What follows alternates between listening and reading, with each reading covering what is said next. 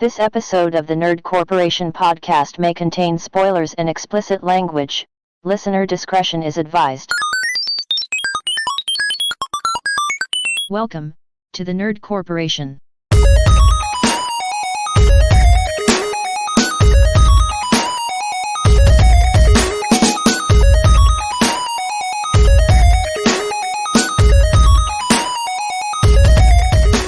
What up, everybody? It's Thursday, and you know what that means. We're getting business cards made! Yeah. Hooray! Fun and informative. Yes. No, they look really good. They do. They look really good. Cool. I'm glad. No, it's podcast day. Oh, yeah. I mean, we are getting cards made. Just It's not also technically podcast day. today. Yeah. Welcome to episode 135. How annoying a little prick can be. We're going to be talking about Iron Man 2, continuing Colin Angela's MCU-cation. But first, let's get on with the nerd news. So, the future of the MCU is kind of in limbo right now. The Russo brothers, who did the last couple of Avengers movies, they are not quite sure how to move along as far as creating a new Big bad or something like big Marvel team up. No, they're just not sure how they're going to get paid. And it was all because of Scarlett Johansson's fiasco with Disney and Marvel. And so they're like, well, we don't know how we're going to get paid, so we kind of need to just renegotiate this. So they're kind of just pulling back a little from making the next big team-up movie. Okay. Which, I mean, I don't blame them. Yeah. But holy shit, like, what a big thing, you know what I mean? Like them pulling back could and eventually just saying no.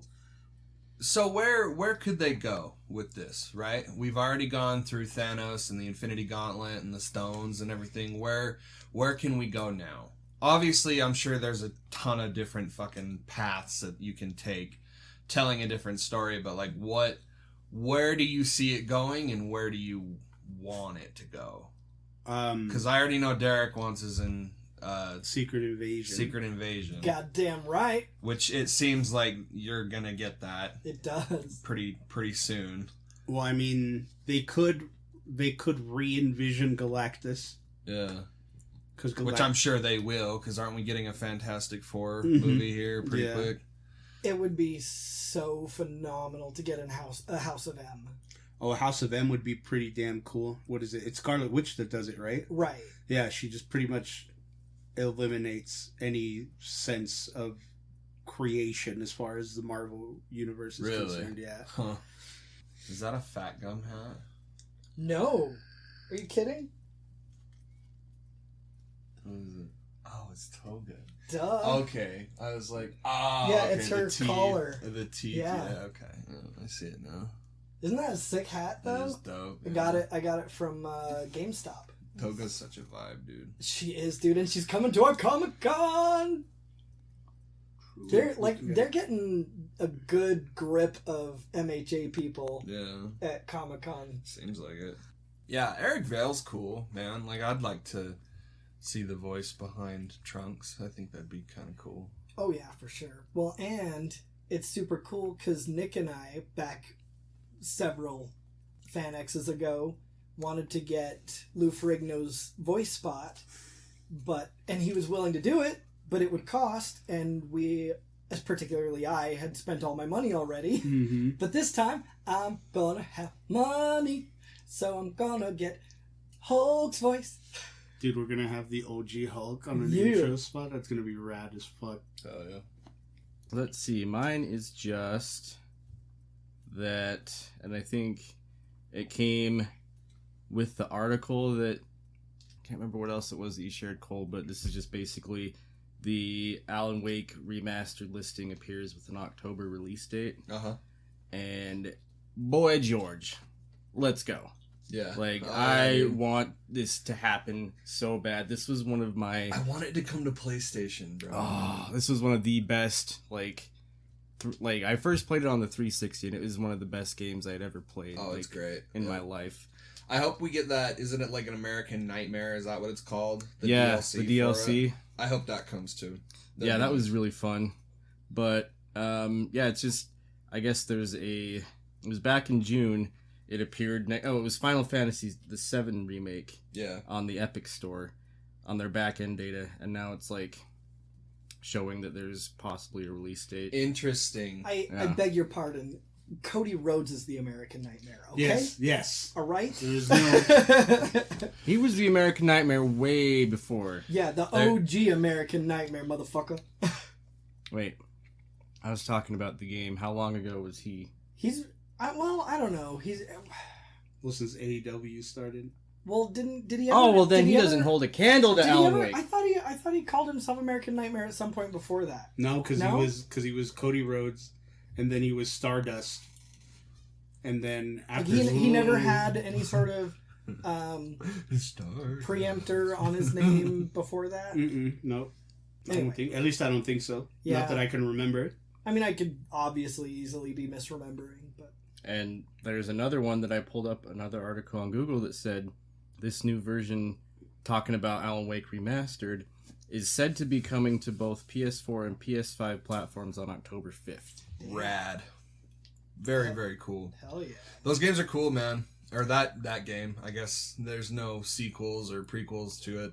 Yeah, that's kind of an interesting thing. Is that how we get 7 Remake on PC? Is it going to be fucking I don't know. Epic's game? That would suck, but bro. the article that I just pulled up when I pulled up Google, it's just saying that this game could be associated with October's PS Plus, that it's just like speculation because it comes out supposedly on the 5th, and that happens to be when October's lineup comes out. Yeah. Interesting. So I'm Who not is holding my Alan breath, Wake? but Who developed that? That's Remedy. that's Remedy, yeah. But who published it?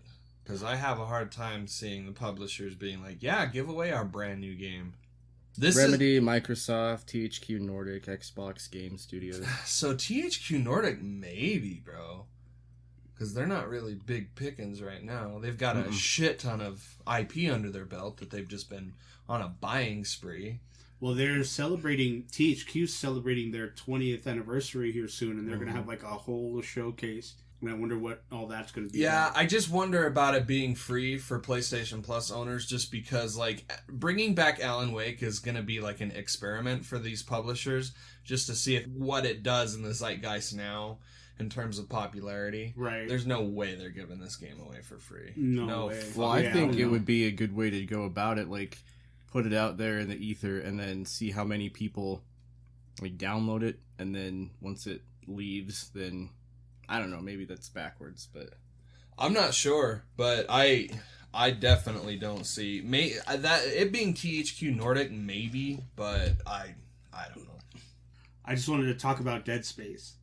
Oh, the new demo? Yeah, did you guys see the whole presentation? I haven't seen it. I've only seen screenshots. Bro, fucking I chef's kiss, but it's a very gentle one because it's just like like I was watching I watched the whole 40-minute presentation. Yeah. And just the way that it looks, dude, it's amazing. Like they were showing like the dismemberment. Yeah. And it you know how it used to take a couple times for you to completely dismember, but like the animation wasn't ever the same or whatever. Yeah. So this time like it shows the flesh being ripped off the bone. Way. So it's just like the bone and the muscle just hanging out, and then you do the second one and that's when it dismembers. Oh fuck yeah. Dude, it looks so fucking that's good. That's dope. And they were showing they had a 3D model and they were just like washing layers off. Yeah. And so they were just like moving from left to right, just like all of the muscle tissue and all of the like skin and bone. And, dude, it just looks so good. I'll have to watch that tonight because I'm really curious to see what happens with this game, man. First of all, I wonder how it's going to hold up in the market today, you know, just to see. I mean, obviously hardcore people like us are going to go and grab it, you know, people that played the older games. Oh yeah. But how is it going to go towards like a newer generation, you know, and how can they tap into that market, making it more viable? I wonder though, because Dead Space is so fucking cool, and we usually can't keep cool shit for long. That's why it fucking died with 3. Yeah. So I'm really curious to see what happens with this one. Gunnar Wright is coming back as the voice of Isaac. Really? Yeah. Fuck yeah, dude. Yeah. Fuck yeah. She didn't say shit in the first one, so... Yeah. He barely said anything in Yeah. the first one, but he was very vocal in the second and third Oh, game. yeah. So, and it seems like they're taking a dual approach to the narrative in terms of, like, what they're taking from the universe as a whole. I'm also kind of interested what this means for, like, continuity's sake. Uh-huh. Like, is this, like straight up remake? Is this reimagining? Is this, you know, what are we talking about in terms of, like, where the lore is? Like, the lore of Dead Space is very deep and connected, and I'm really, I don't know. There's so much special interest around this game because the potential for it to be a modern horror classic is really high. Oh yeah, absolutely. And so I'm excited. Just wanted to throw that out. Yeah, I'm gonna have to wear that. Watch. I'm gonna have to wear that demo. I'm gonna have to watch that. Where that demo's so good. I'm gonna look so great doing it. They should release the demo. They should release like a public demo like what they did for the first game. We have lost the plot when it comes down to recognizing how fucking important demos were for the 360 and PS3 generation. Oh yeah, dude. Bro, I wouldn't have bought half as many fucking games during that generation as I did without playing a demo. Dude, there was a demo for Battlefield games, there was a demo for Resident Evil games, there were games for weird fucking games like Dead Space all the time.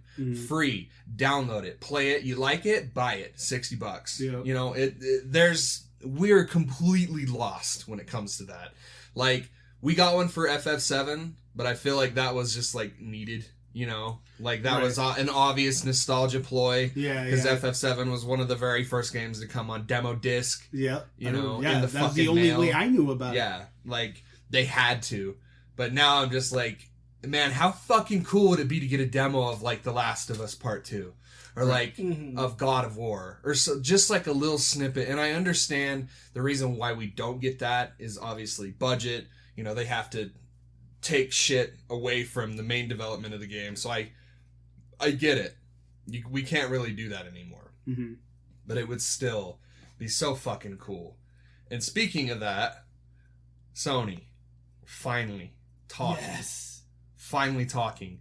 And guess what? No VR bullshit. They've already said it, like, hey, we're not ready to show VR. It is 40 minutes of 100% Sony IP. Hell yeah. What day is that? This Thursday. Thursday. The day that this recording is released will be the day that. Okay. So you already fucking know what we're talking about next week. Right. Big time hype. I mean, Horizon's out of the fucking way because we had a big direct for that. You know, they're not going to talk about that. This is pretty much 100% new shit coming out this year. Ladies and gentlemen, 45 minutes of Deathloop. I don't think they're going to do that either. I know, they won't. I don't think... Well, that I was just like think it would be funny if they big fucked joke. us with that. I'd be so down. I mean, like, not necessarily fucked us because I would love to see that game, but it's like, yes, fucked us because that would be all that they would be showing you in this scenario of this joke. So I did see that joke around and I was like, oh fuck, yeah, kind of. But I thought that I just made that up, but I guess other people have had the same sentiment. I saw it one time. I saw it like one joke and I was like, because they were like, and now 20 minutes of Deathloop. And it's like, fuck, that like almost kind of sounds real. Yeah. You know? Like, I'm going to watch this, but I'm going to complain the whole time. I bet we'll see a 2 to 3 minute trailer again for Deathloop because they really want you to buy Deathloop. I really want to buy it, but it keeps getting pushed back. I see this as a PS5 reveal moment type of showcase from Sony. I'm really expecting the fucking moon. It really is do or die, though. Like, yeah. Well, they haven't been talking at all. Like, we've got little things here and there. That's why I think we're getting like a big I think it's gonna be extremely pivotal. I see The Last of Us, whatever we're doing with the multiplayer. I see that there. I see God of War. I see maybe some more stuff on that Pragmata game from Capcom. Maybe another trailer for Final Fantasy 16. I mean, they're saying like primary studios, so I'm expecting the moon, dude. I really am. Like, it's time to put up or shut up. Show me why the fuck I bought a $500 console. Yeah. Because it ain't fucking cutting it anymore. Yeah, it's not it right now. It's not cutting it. It's not it like, right now. as much as I loved FF7 Remake and Ghost of Tsushima and The Last of Us and all these games, you really need to give me something else. And I gotta be honest with you, God of War really isn't cutting it right now either. Like, Right. I'm hyped for that game, but not nearly as much as, like, something new from Naughty Dog, or something, a new Japanese developers coming in here doing, like a new Souls game or something. Like, there's big talks about maybe Bloodborne being here. Another knockout is definitely going to be Blue Point. They've got to talk about how they bought Blue Point by now. Oh, yeah. They have to talk about that. Do you think there will be... I don't know if they're going to do this, but do you think they'll mention, like, Alan Wake coming out? Because that's, like, soon. Maybe. Yeah, probably. That's I hope probably so. why it's been leaked right now, is, like, an Yeah. upcoming thing. That's why I've been hearing things about how next week someone's going to unveil the FF7 for PC, too. So, honestly, big knockout moment... Metal Gear Solid, Silent Hill, whatever the fuck we're doing with Konami, because something is happening between Sony and Konami. I don't know what it is. I don't know if it's Metal Gear. I don't know if it's Silent Hill. I don't know. But mark my words, something is happening with Konami and Sony. Oh, yeah. Something. I'm almost willing to bet the farm on the fact it's a Metal Gear Solid remake from Blue You Point. don't own a farm? You don't have Do you a know how many farm? fucking animals I have? Well, Definitely a a farm. ranch? I'm willing to bet it's Metal Gear Solid. Blue Point remake. Exactly what they did for fucking Demon Souls, but they do it for the original 97 Metal Gear Solid. Getting chills. Bro, Dude, that would be so rad. I can totally fucking see it. Revitalizing Metal Gear Solid as an IP. Perfect. Bring that bitch back. Because Demon Souls is fan-fucking-tastic. However they do it, whether they do it like more isometric like the original, or if they go for more like a 3D approach like what they did with Twin Snakes on the GameCube with that game. I'm thinking maybe like from like 4 and 5, like that kind of where you control the whole camera. See, if it played like Metal Gear Solid 5, like if this bitch was made with like the Foxhound engine or whatever the fuck Kojima called that thing, dude, playing Metal Gear Solid 1 as Metal Gear Solid, like playing it as Metal Gear Solid 5, come instantly everywhere. Like that would be fucking amazing, bro. Oh yeah. Like, but the only problem is though is that we know Kojima's not involved. Well, I meant like the camera style of 5. Yeah, not like the third person. Yeah, not like the engine, but Yeah, not the isometric like look down. yeah. Like, and it was more evolved in 3 with like it's over the shoulder camera and everything, Mm-hmm. and then that evolved further into 4 and 5. And, Yeah. So yeah, big hype from Sony. Like, tell me, show me what's what. Let's go. Like, this is a real do or die moment, like you said. So, brief little question. So, I started watching Titans, and fuck. Right? It's really, really, really good.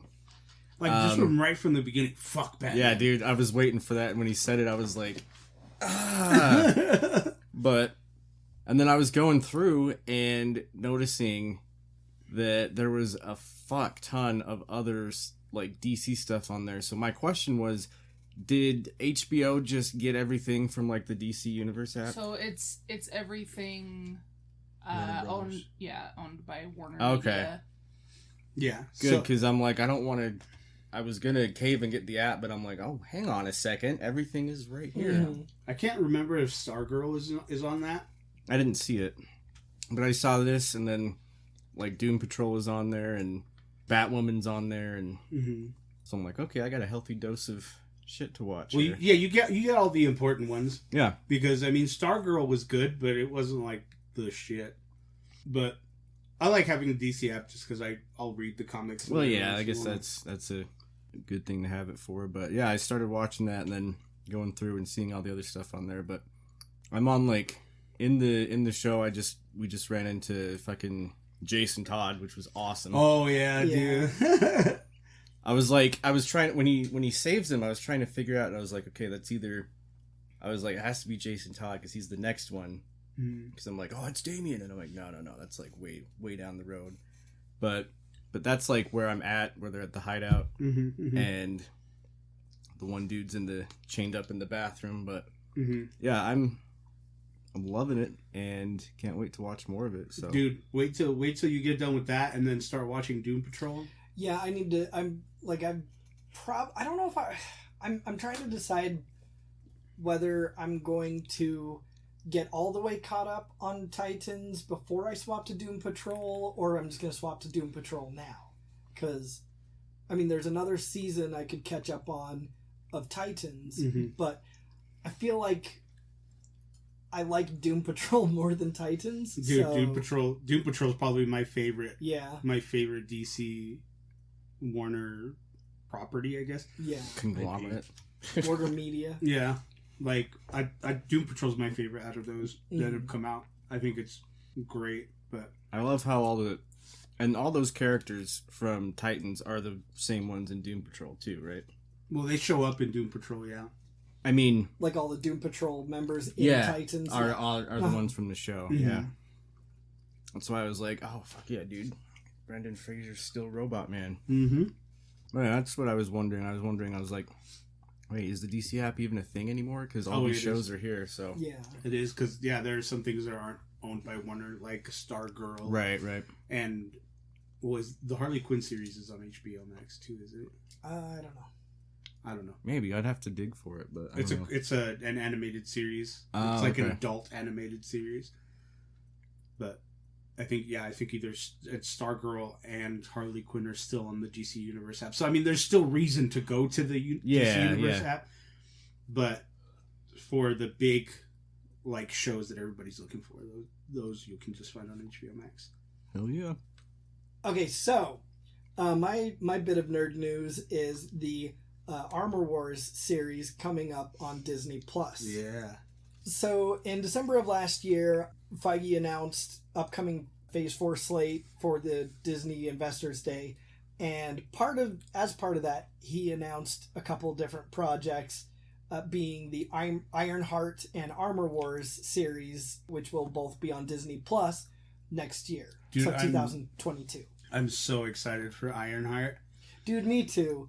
And like, I can't wait for all of the Mad hoes. all of the mad hoes that are gonna be like, "What, bruh?" And that don't know even the One more time. Let's hear it. "What, bruh?" that don't even know the history of, or at least I would say the modern history of comic books, and the fact that is a real thing. Right. They're gonna be like, "Oh my god, you're just gonna take an Iron Man and turn him into a girl?" Right. Yeah.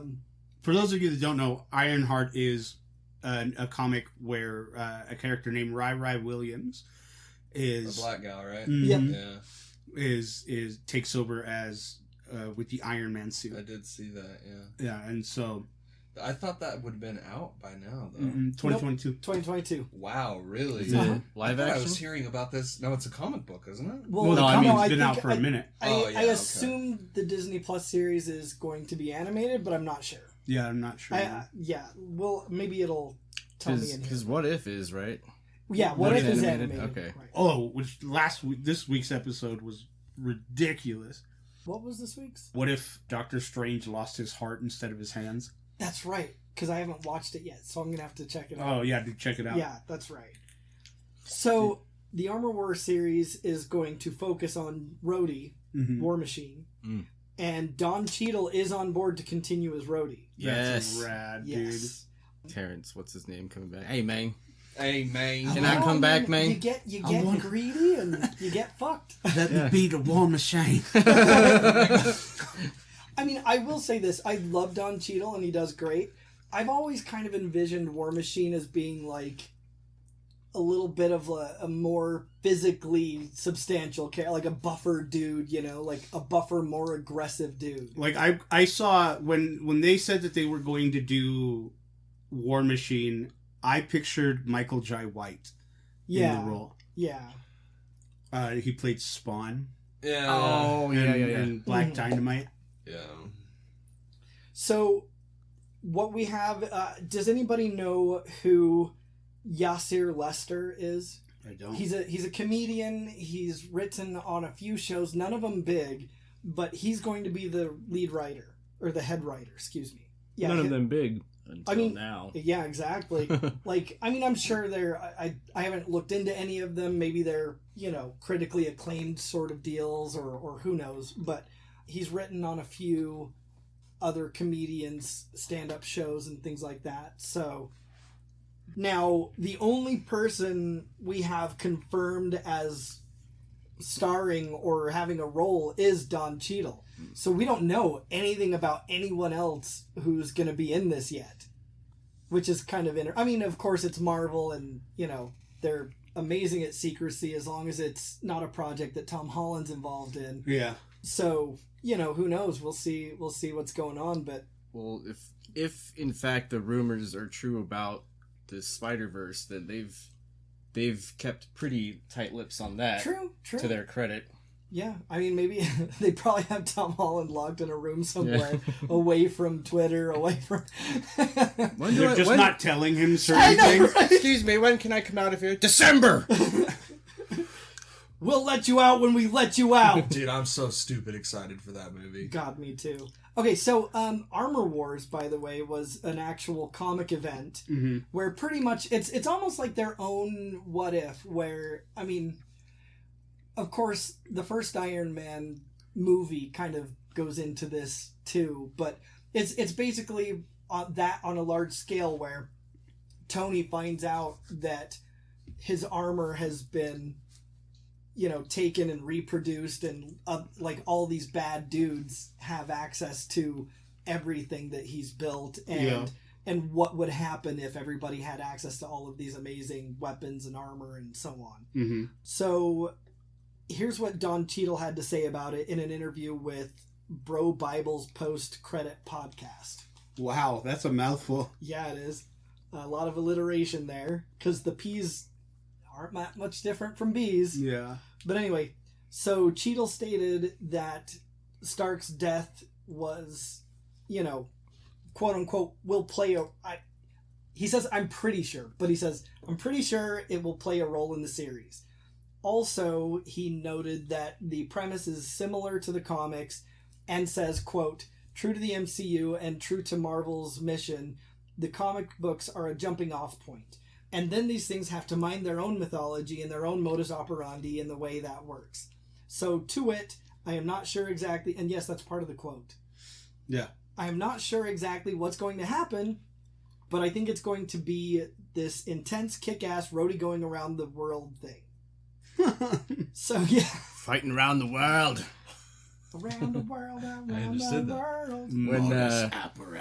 When I first saw this, I can't give him shit though, because I say dumb shit like that all the time.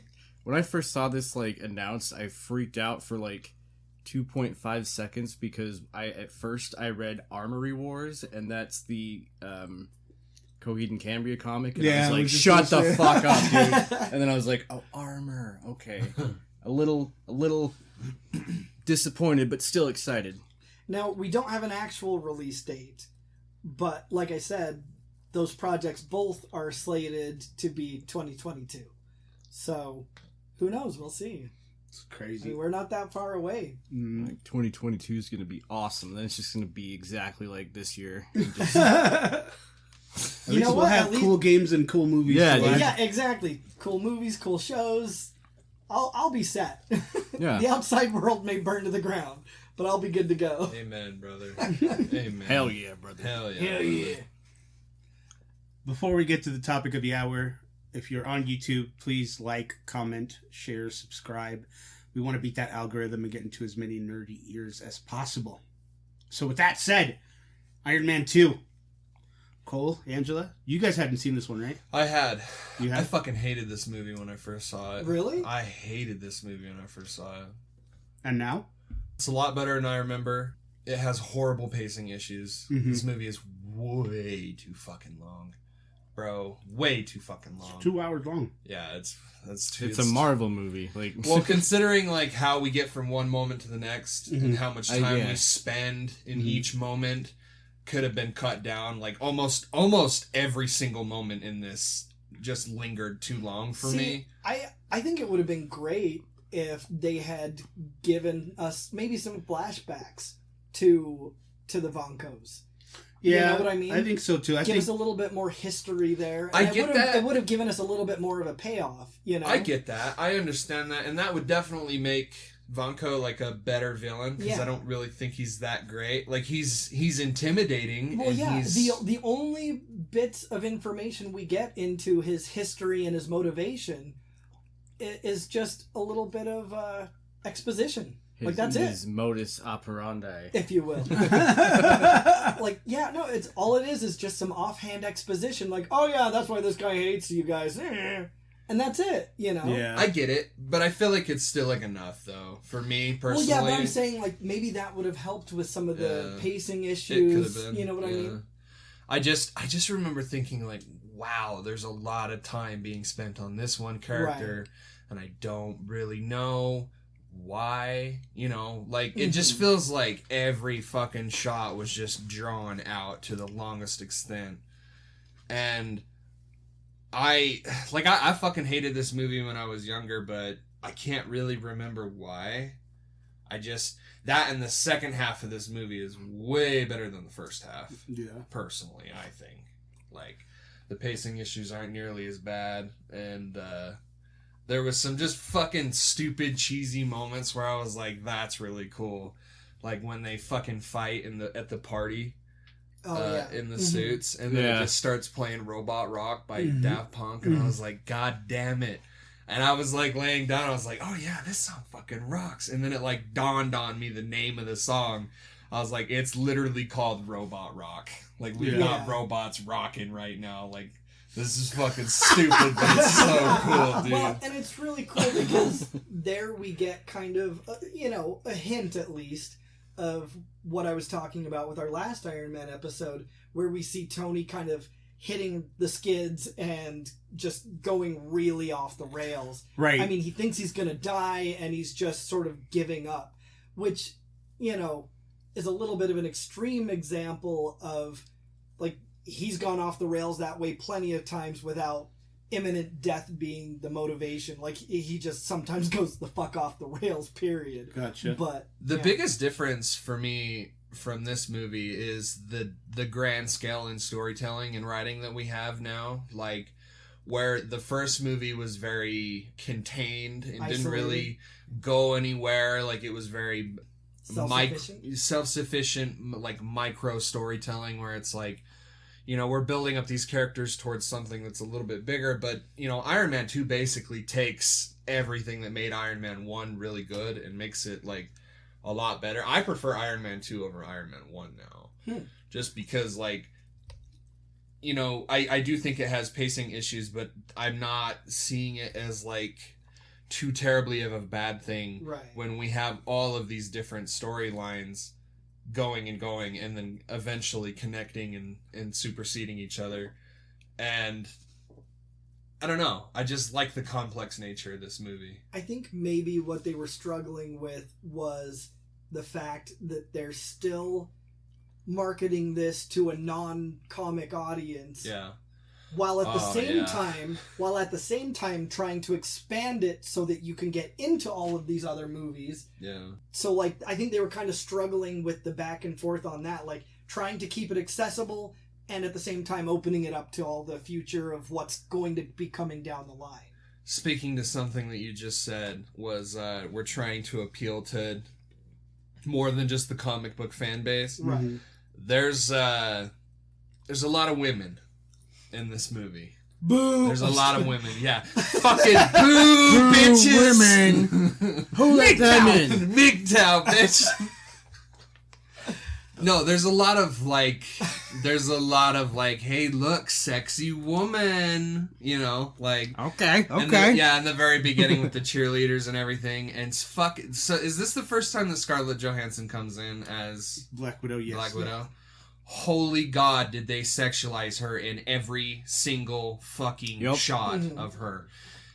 No, I'm not complaining. She was also a lot more badass in this than I think she was in her own She fucking looked, movie. Yeah. she looked good. I'm not complaining. She looked good in this movie. Like when she first came out, like the moment where she head scissors is Happy Hogan or whatever. Yeah. Just that little outfit that she was wearing, bro, it was like business sexy. Mm-hmm.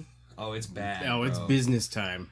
I Business. knew like every single time she came on screen, like that primitive ape brain part of me where it's like fuck everything, like Every time she came on screen, I came on screen. yeah. Got a little tingle in my dingle. That's what I'm saying is like it's appealing to a different kind of audience as well because it's like hey, that thing that gets your dick hard. Yeah, but it's everywhere right now. But what I liked about it too is that like while they sexied her up like something awful, like they also allowed her to be intelligent. They pointed out multiple times that she speaks Latin and all these other things, which, by the way, fuck you, Pepper Potts. Fuck you. Because at one point when when they were over by the ring, right? And Tony said something to her about saying that Natalie speaks Latin or knows Latin. And he's like, do people speak Latin? And Pepper Potts was like, no one speaks Latin. It's a dead language. Fuck you, Pepper Potts. You're wrong. People do speak Latin. There are conferences where people go and only speak Latin to each other. There's a podcast where people do it entirely in Latin. People do too speak Latin, and they can. Got your fucking ass. Hella got her. Hella got your ass, Gwyneth Paltrow. Fuck yourself. You and your stupid vagina eggs can go suck a dick. MGTOW! Goop this, bitch. But yeah, I like that. That bothered me. What are you saying? MGTOW. MGTOW. What is you that? ever heard of MGTOW? Yeah, it's MGTOW. Men go their own way. Oh, okay. They're just sexist people. Yeah, it's just like a bunch of red pill incels. Yeah, Wow. yeah. There's a name for it. Oh. He sent me this TikTok like a little while ago. Do you know who Sam Hyde is? No. He's the. I like things. Oh, I'm a regular guy. I'm a stand-up guy. I really like goobas. Yeah. Oh yeah. These goobas. These goobas? It's that guy. Yeah. He's just standing outside this abandoned place and talking about like, don't ever let the women win. Don't ever get too close. God MGTOW, damn. bitch. And he throws this glass bottle as hard as he can against the wall, and it doesn't break. And so he does it again, and he's like, MGTOW, bitch. And he fucking throws it. Jesus. And it actually breaks this time. But yeah, so Gwyneth Fucking Paltrow guy. like literally says you can't speak Latin. It's impossible. And sorry, no, you're fucking wrong.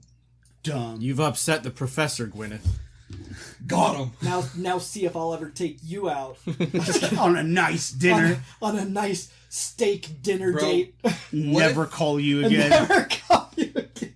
Bro. Take you out for some lobster, maybe some sex. What if, right? Like Gwyneth Paltrow hits you up and she's like, "Hey, I don't know how, but I like you, I'll and be we like- should go on a date." I'll be And- like, remember what you said on Iron Man 2?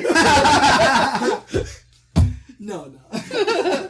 so I don't know about Derek, but You could just be like, well, she was acting, maybe. Well, and then you go on the actual she didn't write date, that line for and then you herself, go on the so actual it's date, not and her she's fault. like, "Have you ever noticed how nobody speaks Latin?" I'm out. And I for that just- reason, I'm out. Yeah. I just wonder how insufferable she is. Like, because she has to think that she doesn't stink, She right? has to think her vagina eggs don't stink. Yeah, I mean, like, what- Her vagina. I just candles. wonder, like, how many problems You gotta think this her has goop don't created. stink. She gotta think her goop don't stink. I wonder how many problems this has created for her, where she's like, yeah, I don't know, like out on the town, she's got her goop egg in. See, I don't think anything like that enters those kind of people's brains. Like She gets drunk and decides to have a one-way, or a one-night stand. one way. A one-night stand, and then the guy, goes, and he's like, I don't know what just happened, but I feel like I broke my penis on something hard in your vagina. Oh, that's just my goop. I broke my dick on Gwyneth Paltrow's goop. And then she busts out her catchphrase, Goop gotcha! And then she just bolts like Yeah. like Skeletor in those memes. Tiptoe runs out the window. Fucking Quad City DJs plays in the background. Goop, there it is! So, I do gotta say, I fucking love that Gary Shandling was in this Yeah. movie. Yeah. And he's so yeah. he's so good as Senator Stern. Oh, yeah. So fucking fantastic. Speaking of, let's get into the cast, right? We have got Robert Downey Jr. reprising the role, of course, as Tony Stark, a.k.a. Iron Man. Mickey Rourke as Ivan Vanko, a.k.a. Whiplash. A.K.A. Clayface. Yeah. AKA. We have Gwyneth Paltrow as Pepper Potts. We see Don Cheadle replacing Terrence Howard as Lieutenant Colonel James Rhodes. That ain't Rhodey. cool, man. Scarlett Johansson as Natasha Romanoff or Natalie Rushman. Sam Rockwell, who was great as Justin Hammer. Oh, absolutely. Great. Like Justin Hammer, like fucking spot on. Yeah, he's a Nail piece him. of shit. Yeah, you just want to hate the shit out of him. I mean, I do wish they haven't made him, or that they hadn't made him out to be kind of like a bumbling, ineffectual moron. Right, because Justin Hammer in the comics Like, he's a significant foe of Tony Stark / Iron Man. Yeah, no, definitely. Sam Jackson as Nick Fury, of course. Clark Gregg as Agent Coulson. John Slattery as Howard Stark. I never imagined that Howard Stark was going to be in any of these. But like seeing John Slattery, I was like, oh yeah, that makes sense. Like I never once disagreed with John Slattery being Howard Stark. Of course, you said Gary Shandling as Senator Stern. Right. Paul Bettany returns as Jarvis. Of course. And Jon Favreau as Happy Hogan.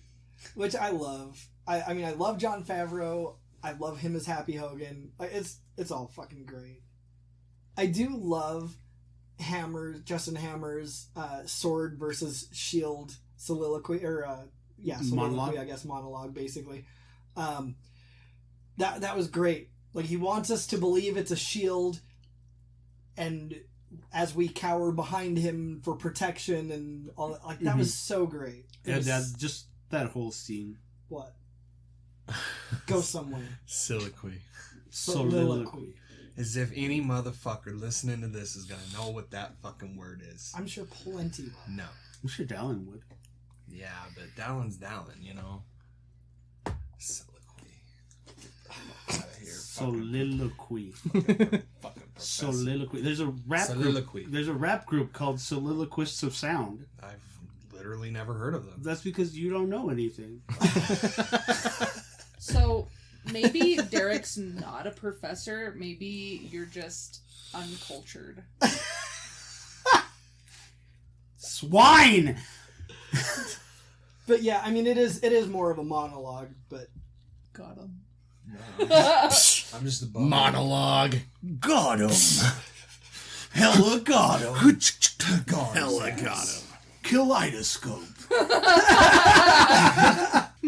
But yeah, and it totally plays into the movie's theme, which, is all about Tony's hubris and overconfidence, and like the thing I like a lot about how they characterize Tony is that when he is speaking or acting with confidence, that's when he is the most unsure. Yeah. That's when he is the most scared. That's when he is the most worried. And when he acts like he doesn't know what's going on, acts like he doesn't know what his next move is, when he acts unsure, that's when he has already thought 10 steps ahead. Yeah. I really like that a lot. I do too. I think it was really great. It just showed that angle of Tony Stark that we didn't get in the first one. It shows, like how you were saying when we did the review on the first one, was that he was just this alcoholic, this just fallen apart man, and they really leaned into that. I feel here where he is unsure, he doesn't know what's happening, and because the first one they made it more like he was a happy-go-lucky party boy, playboy millionaire that didn't really have problems. Or didn't pay attention to problems. Right. And here we see them really affecting him and him trying to, put on the brave face and all that jazz. Yeah, if you can confidently tell a reporter that you're going to have sex with her and she denies it, but you do it anyways, you don't have any problems. Yeah, well, you don't have problems at the moment. Do you guys have any like favorite lines or anything from that? Yes. You look like two seals fighting over a grape. that's great. I love that. One of my favorite, actually, it's my absolute favorite part in the whole movie, and it has nothing to do with like the action or anything, is when they're at that party where like Elon Musk and everybody's at, and Hammer's there with old girl from Vanity Fair. Yeah. And she's like, "Oh yeah, she did quite a huge. She's gonna do a whole spread on me." And she did a whole spread on me. No, he's like, no. He goes. Hammer tells Tony, he's yeah. she's gonna do a spread on me. Kind of got to throw her a bone, and then Pepper's like, "Yeah, no, she did quite the spread on Tony." And Tony's like, "And she wrote an article about me." I do love, as little as I just said, I liked how, I said I really just despised how they made Justin Hammer look ineffectual and terrible and bumbling and couldn't complete anything properly. Like, it looked like a soliloquy. No, that's not at all. Don't say that fucking word. That's our word. Not at all how that works. Not even a little. Not even a little. I do like the payoff where War Machine goes to use the ex-wife and it just sort of impotently falls at Vanko's feet and just dies. Mm-hmm. I was trying to think, and I know I brought this up because I wasn't sure which Iron Man this was in, but I think it's in this one where he's fighting with War Machine in like the atrium, right, with all the Iron Men right. coming after him. Yeah, that was probably my favorite part of the movie, when they're just like oh, the dynamic duo, and they're just like, the camera's like spinning around them, they're just fucking fighting, and then that was my favorite scene probably. And the line right when they realize the other robots are coming and they go, well, let's post the big gun up on, and then they both go to walk over there and they're like, what are you doing? Yeah. Well, I'm the big gun. Like, where are you going? Yeah. And he's like, no. You have a big gun. You are not the big gun. Yeah. Like, that exchange is great. Mine's the robot rock part. I just fucking was so stupid giddy over that part. Just because they use that song. Daft Punk fucking rocks. I can R.I.P. confirm that he was stupid giddy over that. Yeah, and the Elon Musk part, I was like, that's fucking stupid. Daft Punk was like, hella got him. The Happy Black Widow fight sequence was great. Oh yeah, where Happy fights the one dude, and then At the very end, he's like, I got him! And then he looks and there are like 8 unconscious dudes just in that one hallway, let alone where else Natalie's gone. one dude that's being like hung by his hands and face and shit, and he's just like, that's nuts. What a good movie. Definitely. Did you guys have any problem with anything? Like, is there something that was like, I could have done without this? You should probably rephrase that with Cole and say, what was your problem with this movie? Cole, what is your problem? I mean, I touched on the pacing issues. Yeah. There's not really a whole lot I could fault the movie for. I mean, since I'm the guy that I have to... Well, when you brought up the pacing issues, Cole, I was like, yeah, that's the one thing that I remember. Because I watched this 3 days ago. Yeah. Just rewatched it, because I'd started doing the whole Marvel in chronological order, and then I just like stopped doing that for whatever reason.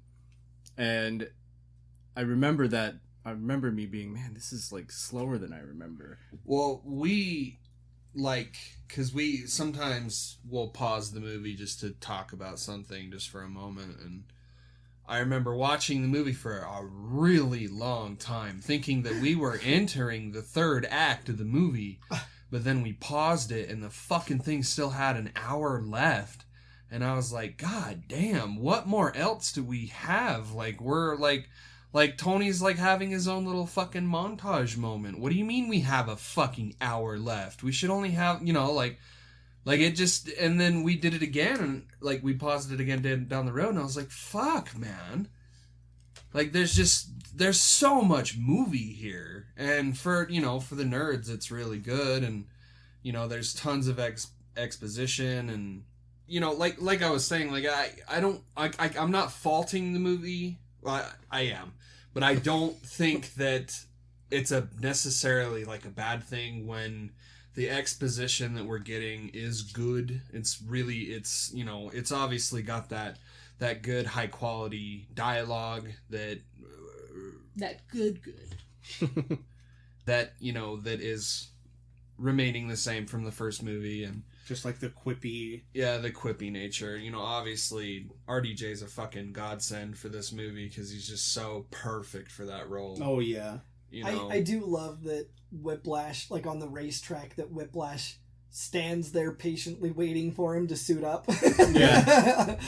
That's beautiful. Yeah, and he fucking does not get his entire back crushed when Happy hits him with a 4-ton Rolls Royce. Yeah. Repeatedly. I'm like, okay, something's fucking weird. Like, do they have like fucking Wolverine bones or some shit? Like, something's maybe, off here. Maybe some sort of defense was increased because of the contraption that he was wearing for the whips. He didn't really have that much armor on. No, though. Like, no, it was it pretty wasn't. much just like a bare bones situation just to power up the whips. Yeah, but I don't know. Maybe it was decently strong. Like, there's a lot of 2 symbolism in the movie too. Obviously, Iron Man 2. There's 2 Iron Men. There's 2 whips. There's technically 2 bad guys with Vanko and the Hammer guy. Like, I noticed that pretty quickly, too. I don't think it has anything to do with anything crazy, but I just thought it was kind of a cool thing. Well, yeah, because, Whiplash does have 2 whips. Well, I guess it depends on the iteration, but that's one thing I did want to mention was the history of Whiplash. Yeah, so tell me about this guy. So, Whiplash, as far as what I've read, which, isn't a ton, but there is no Ivan Vanko that I saw right off the bat, but the father that it refers to is the Whiplash from the comics. So Anton Vanko, who is Ivan's dad, at least according to the movie, he was a scientist from a small Russian village, and basically what happened is that someone stole a suit of Iron Man armor, went and murdered a bunch of people in this town that Anton is from, called Volstock. And basically, so they killed Anton's father, Igor Vanko. And so basically this was all just a ploy to frame Tony Stark and, get him in trouble, which initially worked, and he goes to jail, like, pending, investigation and all of these things. Okay. And however, during this attack on the village, Anton Vanko used a special rifle to shoot the imposter before he flees, which he still got away, but that caused a piece of the chest plate on the armor to come off. Okay. And so he basically, wants revenge, obviously, and uses this piece of armor to reverse engineer a suit of body armor equipped with energy whips. So that's where we get the whips from. And so he's obviously vowing to kill Stark and all that jazz. So he actually breaks into the prison where Tony is, kills a bunch of people, and is trying to track down Stark and Pepper Potts. And meanwhile, Tony Stark, in Tony Stark fashion, goes through and creates a crude suit of Iron Man armor fashioned from parts of a bunch of machines around the prison. Mm-hmm. So he pulls an Iron Man. Yeah. And, it ends up beating Anton and forces him to flee. Now, later, Tony Stark tracks down the criminal syndicate who framed him in the first place, and Vanko's not far behind. He gets there, figures out that Iron Man was framed, and that the syndicate was hired to destroy his town by a bunch of shadow, a whole bunch of convoluted bullshit, which basically goes all the way up to Vladimir Putin, which is hilarious. Wow. Absolutely. Yeah. And the whole thing was just to wipe out a bunch of activists or whatever that were spreading around anti-Putin sentiments. Anyway, so even though he finds out that Tony is innocent, he goes, yeah, but ultimately you're still responsible because you created these weapons and this armor, and so I'm still gonna kill you.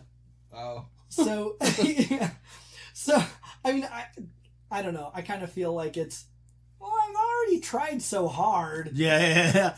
Well, I mean, we're already here. Yeah, exactly. Might as well. So anyway. I mean, if you're up for it, I mean. I don't... Yeah, like it's your technology, so I can still justify this. Yeah. So ultimately, the building, the area that they're in, a fire breaks out, and they both have to eventually escape. Stark gets cleared of all of these allegations and ends up helping to rebuild the town, and that's pretty much, you know, that storyline with him. And the, you know, Whiplash later is recruited by different organizations throughout the comics. Okay. And things like that. And there are also several, you know, like any good villain or comic book character of any kind, really, there are several iterations of different people taking on the mantle and of Whiplash. He even attacks Squirrel Girl at one point because she's Squirrel Girl. Well, she had for some reason donned a suit of Iron Man armor, and she eventually kicked his ass. Dude, Squirrel Girl is so interesting. For somebody that sounds like they shouldn't be any good at all, should be like low tier of all low tiers, she's one of the few undefeated Marvel characters. Oh yeah.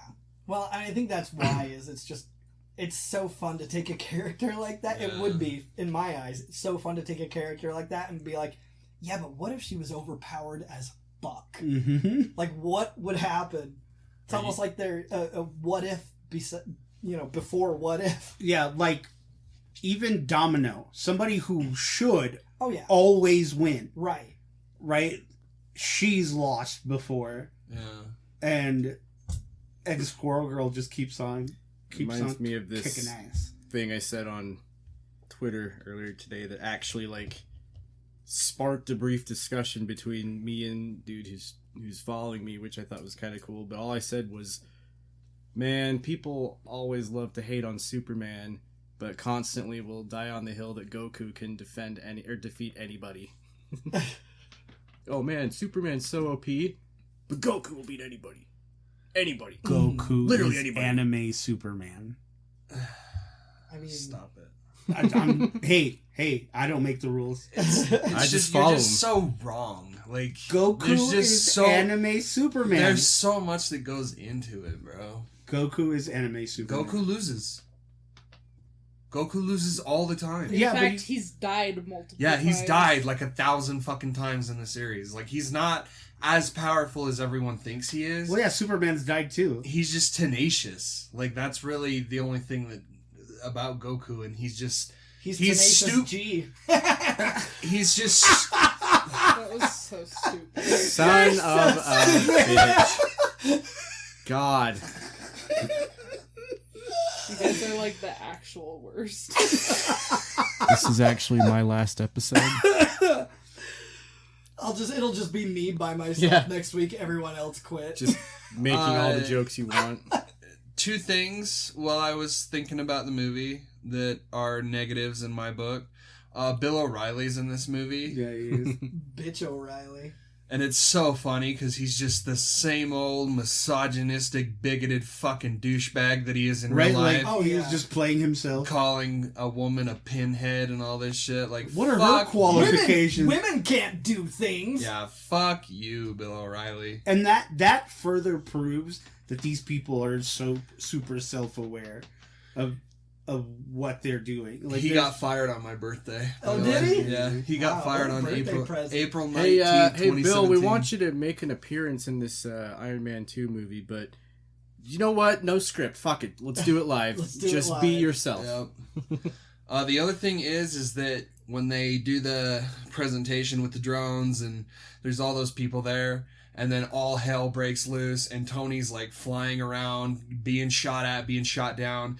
But that doesn't stop Tony from just flying through the crowd, Well, and like all the bullets are just magically missing all the pedestrians. I mentioned this to Misty because like it's not even until like a good 5-10 minutes into that fight that he's like, "Hey, why don't we take this fight away from the crowd?" Yeah, like he eventually like halfway through the fight goes, well, there's like big fucking explosions and shit, and like debris falling, and like there's like a shot of like a giant chunk of debris hitting a guy in the face, and it's like we're not alluding to the fact that anybody's dying right now. It doesn't even occur to him until like hours later to, hey, let's maybe get this away from these innocent bystanders. But then 15 minutes later, they're showing two guys hanging in the fucking room that Vanko is in. Yeah.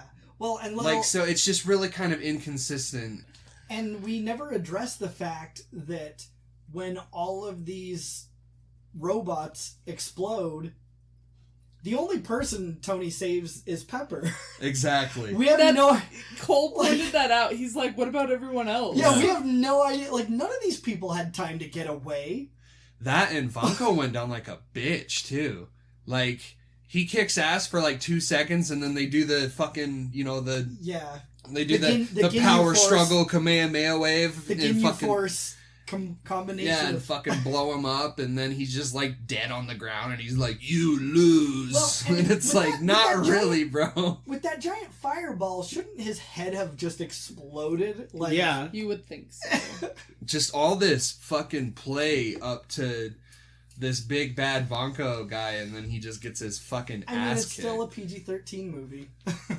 Yeah. Yeah, because, no, seriously, watching them go through all of that, and I'm just like, he did. Oh, yeah. Like, he big dead.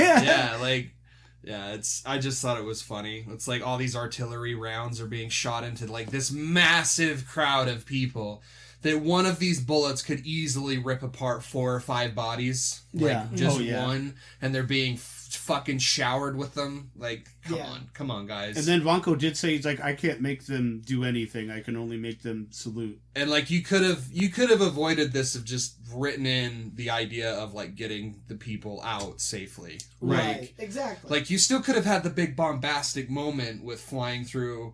the Stark Expo, but, like, let's get the people out, because, like, you totally broke every immersion that I had with this movie when there's these, fucking metal men flying through the air, as ridiculous already as it is. But I just think I was like, damn, that's just kind of lame, because now I just don't believe what's going on. Right. I do also have an issue, and this is definitely nitpicky, because it doesn't matter to the movie's story whatsoever, but I do take issue with them having Justin Hammer provide the weapons for War Machine.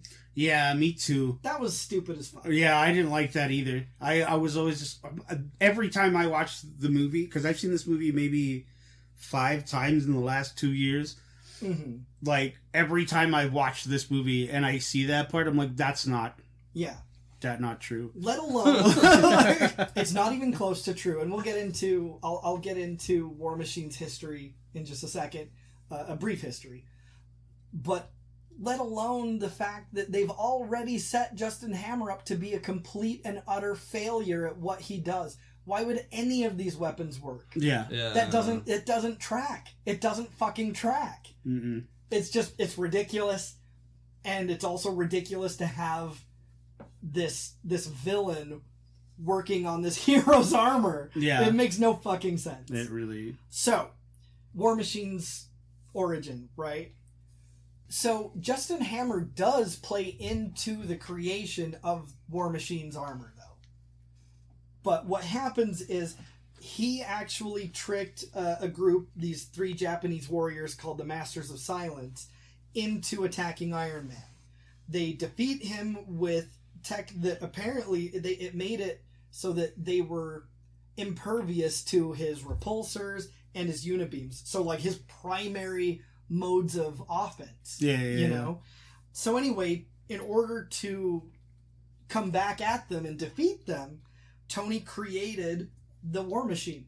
Now, the one thing I did really like about it is at the expo on the movie, on Iron Man 2, Justin Hammer, when he introduces them, he calls them the Variable Threat Response Battlesuit. That is the original name for War Machine that was created by Tony. And that's the the Model 16 Mark 1. So the War Machine... Breaking news! I almost forgot her name. Ruby Riott has now been confirmed as All Elite. And she's going by Ruby Soho. Ruby right? Soho. Hell yeah, very dude. punk rock. Dude, Rancid would be proud. Ruby Soho. Yeah, dude. Yeah, I was just thinking that, but this was posted by AEW 49 minutes ago, so this must have just barely happened. I mean... She's gonna get so much shine, dude. Yeah. I'm... As much as I like the people who still are with WWE, I'm seriously getting to the point where I don't even need to watch WWE anymore. Seriously? You know what I mean? No, seriously, because all the like cool people that I watch WWE for are all everywhere else. Yeah, so everyone I love is either going somewhere else, particularly AEW, or they're being completely buried by WWE anyway, so there's still no point in watching. Yeah. You know? There really isn't. So, congratulations to Ruby Soho. She is going to do big things in AEW. And congratulations to the fans. Yeah. Like, really. we win too. Yeah, for real. So back to War Machine. I mean, that armor, the Variable Threat Response Battlesuit, is very specifically... It's not an all-around piece of armor... offense, defense, like Iron Man is. It is all out offensive warfare, war mode, like right. It is. That's what it's designed for. It's there to fuck shit up. It is there to fuck shit up. And the fucked up thing, because I mean, like I've mentioned, Tony is extremely prone to going off the rails, hitting rock bottom. In this particular case, Tony is going off the rails again, and he gives Rhodes, well, and actually he dies. Yeah. In the comics, and leaves control of Stark Enterprises and Iron Man and everything to Rhodey. So Rhodey continues as Iron Man for the time being and uses the armor to fight a bunch of different villains along the way. Then it's revealed that Tony's alive. Rhodey didn't know this. He was kept completely in the dark. He thought Tony was dead just like everyone else.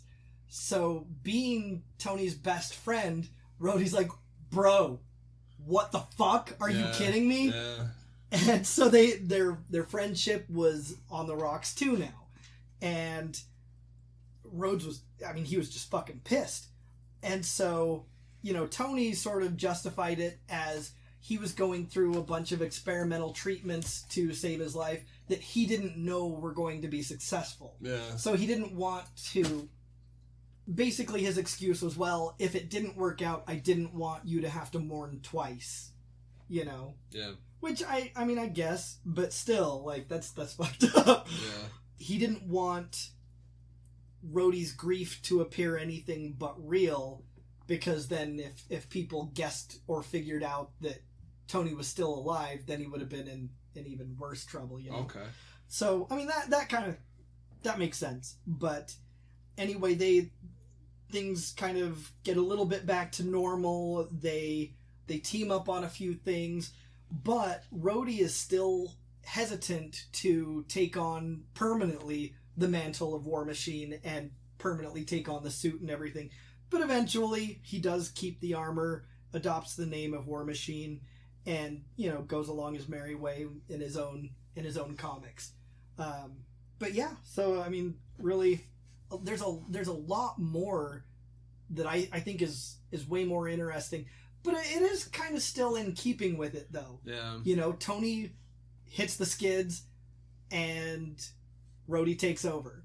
Is the general gist of it. So they do kind of keep to the spirit of it, Just there's so much more to it that would have added so many extra layers. Right. But anyway, so that's a little brief history of War Machine. Nice. Very nice. Who was your guys' favorite character? I actually really liked ScarJo in this. Yeah. She was way better in this than in her own movie. Yeah. I mean, like, because she had the opportunity to be badass without focusing on her during non-badass times, which I think is her weakness as an actor. Mm-hmm. Like, she's great at being a badass, Just but, like kicking ass. yeah, she's great at that part, but standing around having dialogue, I don't need very much of her. Yeah. She's not interesting enough to have a whole movie's worth of her just talking. I think she looks plenty interesting. Muy interesante. You know what I'm saying, bro? You guys are pigs. Nice. Nice. That'll give me so much pussy. For me, it was probably, and this is usually because my favorite character in a show usually just lands on, if Sam Rockwell's in it, his character is usually the best for me. And so I'm going with Justin, because it's just, I don't know, every time Sam Rockwell's in a movie, he tends to be my favorite character in the movie. Like his character in Jojo Rabbit, he's the trainer of the SS Army, and at the end of the movie he gets his custom uniform, and have you seen it? I haven't. Oh, it's definitely, it's one of the funniest movies I've ever seen.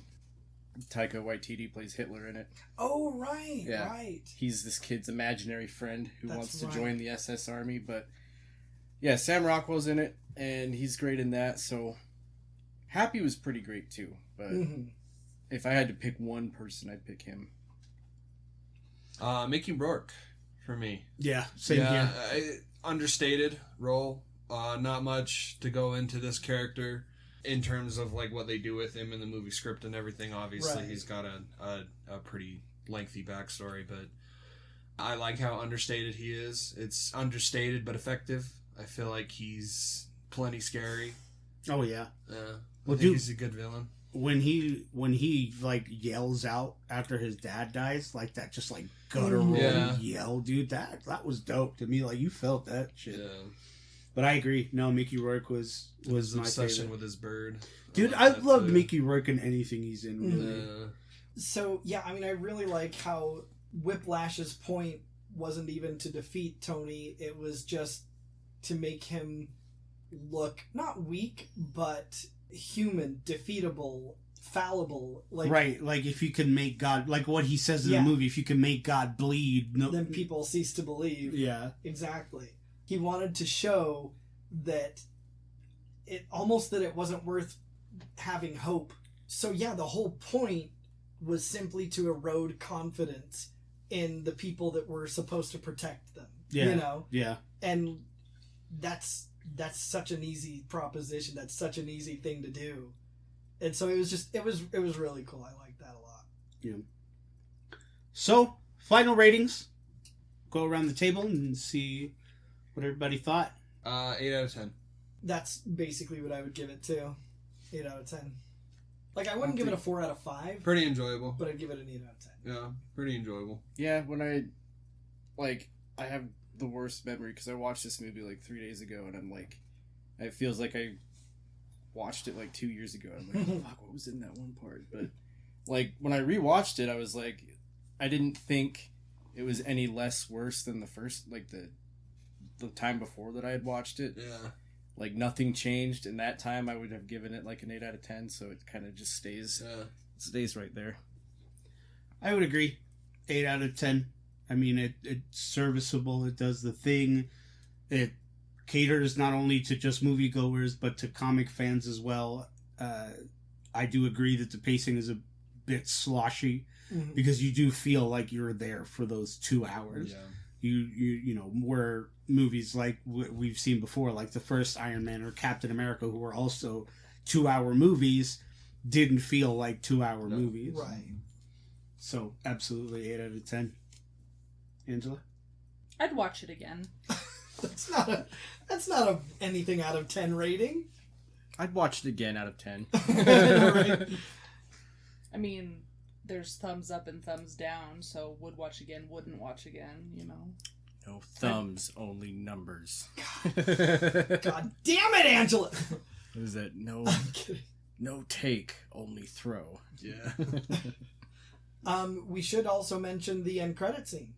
That's right. The end credit scene. So in the middle of the movie, after Or, yeah, I guess mid. well, no, in the middle of the movie, Coulson leaves. He Yeah. was, he was part of Tony's like babysitting detail. And he's like, "No, I gotta go. I gotta go to New Mexico." And so the end credit scene is just that of Coulson going to New Mexico, and calling Nick Fury. And he's like, "Yeah, it's here." Like, Big old hole in the background with a bunch of workers and everything. Yeah. and then we pan out and we end up seeing Mjolnir for the first time. Yes. And that leads to Thor. That was a holy shit moment. Oh, it like, was, if there dude. ever was It one. really was. Because, I feel like you kind of expected to get Iron Man as some of the first stuff that Marvel was going to put out. But, when I saw that hammer, I was like, I was so fucking excited. Biggest nerd. Yeah, the like, we're biggest already nerd guy. getting Thor? Like, yeah. Oh, I was so stoked. Absolutely. It was great. Well, that concludes our Iron Man episode. We hope you enjoy it. Join us next week while we shoot the breeze and talk about all kinds of fun stuff. As always, you can follow us on social media. On Facebook at the Nerd Corporation, a podcast. On Twitter and Instagram at Nerdcorp Podcast. Or you can shoot us an email at nerdcorppodcast@gmail.com.